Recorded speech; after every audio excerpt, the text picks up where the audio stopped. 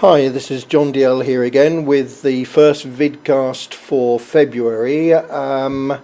It's targeting really this year's Safer Internet Day, which is in 7 days' time from me recording this now on the 8th of February 2011. I'm just going to go to the blog which the vidcasts are based on. And there are some links on the blog if you want to have a look at them, but you may already be aware of the fact that we have done a number of face-to-face events where we, the Regional Support Centre Northwest, have run a number of workshops on Common Inspections Framework and safeguarding. And we've shared with you as learning providers two main resources. And if I go to the website, down on the left hand side, I'm going to zoom in for you so that you can see what I'm talking about. On the left hand side there is publications, and if you hover over that, you don't need to actually click on it. It will open up the menu on the right hand side and you need to click on e-magazines. Okay, let me just escape from that. When you click on that, it will take you to this page, and on the left hand side, again I'll zoom in so that you can see it, on the left hand side there are e-magazine supplements, and if you click on that you will find the 28 supplements that we have shared with learning providers to support them in using appropriate technology. If we scroll down the page, you will find that there are two resources for you: Engaging Learners with Safeguarding, which is the more recent one, and a safeguarding resource, which was the first one we did with the Common Inspection Framework. Both of those resources you can access.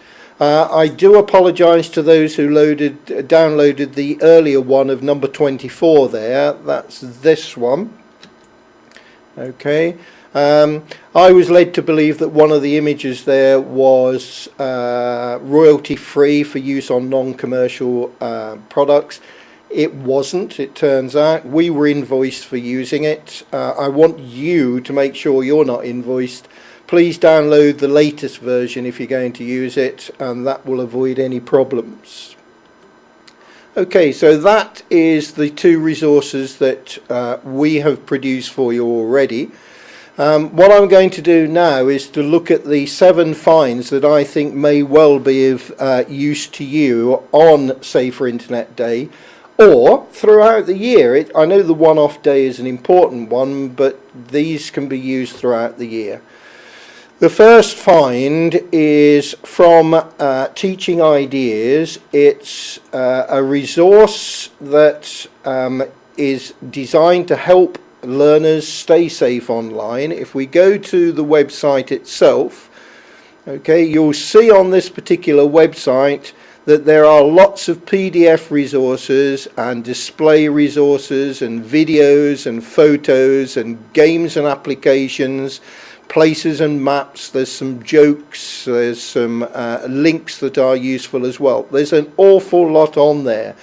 There are literally hundreds of lesson ideas, activities, resources, etc. I'm not going to go through them all of which, as I said, are linked to eSafety. They're perfect for use on Safer Internet Day on the 8th of February, but of course they are useful at other times of the year.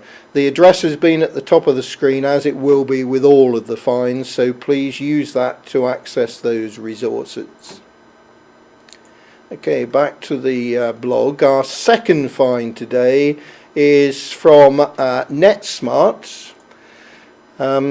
Here we go. This is the NetSmart workshop. It's a free-to-use website that lists advice and suggestions on how to keep children safe. There are, if I zoom in, you'll see them. Here we go. There are links that are specifically for parents, guardians, carers. There are links for educators. The law enforcement, I wouldn't worry about. It's a USA site and it won't be appropriate for this country. CEOPS is the one that you need to look at for this country. There's a section for teenagers, perhaps one of the most difficult groups to engage because they're so young they think they know everything. Then there are the tweens, the ones between teenagers and adults, assuming that they're not adults already, and the American kids, which obviously is children. But there are a whole load of resources there, and down the page, if I zoom in again, you will find that you can choose certain issues that you may want to address: blogging, cell phones, cyberbullying, gaming, predators, revealing too much, and social networking. Again, it's the addresses at the top of the page. You can go to those topics by clicking on the relevant category, or you can watch videos and presentations that are available on the site. Third find is OnGuard Online. It provides practical tips basically to help individuals, let's go onto the website, to be on guard against internet fraud, to secure their computer, and to protect their personal information. There are 4 main topics, and again I need to zoom in to the top of the page so you can see them. The 4 main ones are topics. Okay, that's where you can learn experts' top tips for computer security, things like NetSmarts, avoiding scams, broadband, computer disposal, stop, think, click, overview of computer security, and it goes on and on and on. You're quite capable of looking at all of the options for you there, but it does cover things like wireless security as well, which affects them in the home. Then there's the games section, which is to test the, should we say, those who think they know everything in your class, with some interactive quizzes. There are quizzes on spam, spyware, phishing, file sharing, and those games can be added to your website. They can be embedded in there and your VLEs and into your blogs if you've got class blogs. Videos can also be embedded into VLEs, websites, etc. And there are videos about online safety, phishing, keeping children safe online, reducing spam, protecting your PC against unwanted intrusions, and so on. The tools section is basically practical tips and tools that can be used to be safe online, and there's a glossary of internet terms and tutorials on topics such as spam filtering and wireless security.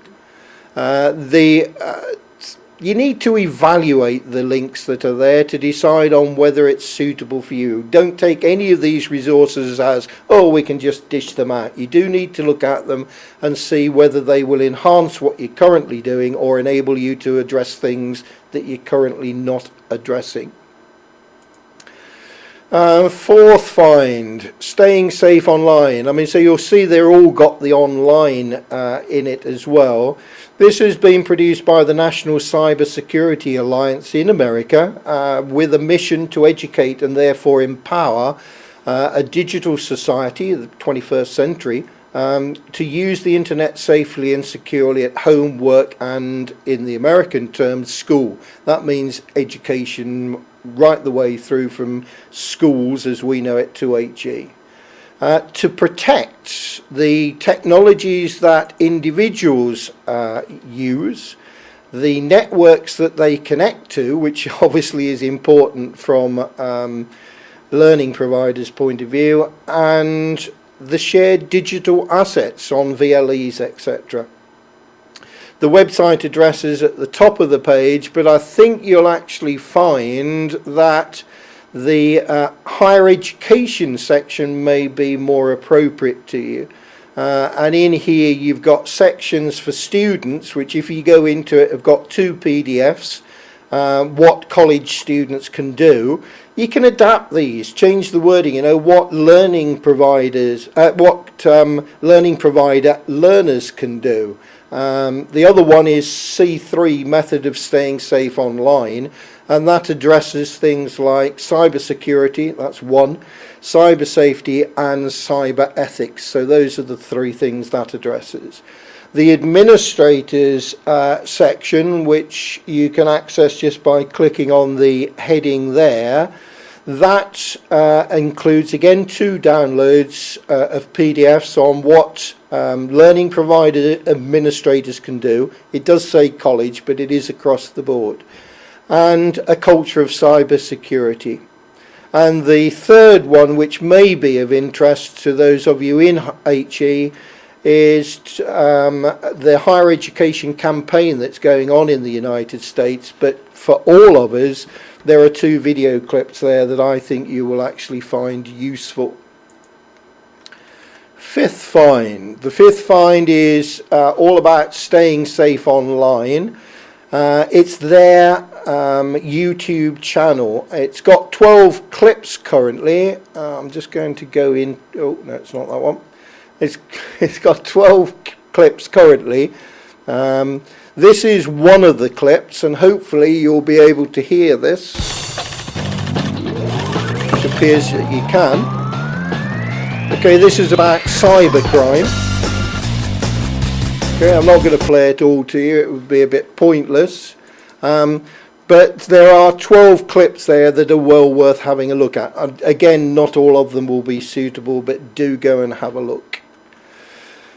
Number 6, the penultimate find, Get Netwise. Get Netwise, again, is a USA public service brought to visitors to their website by a wide range of internet industry corporations and public interest organisations. It wants basically internet users to be just one click away from the resources they need to make informed decisions about their family's use of the internet. And you'll see, and I'll zoom in just to show you, there are some featured blogs that you can have a look at, and the most recent one there was yesterday.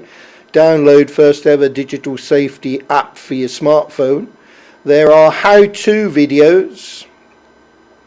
There are keeping children safe online section.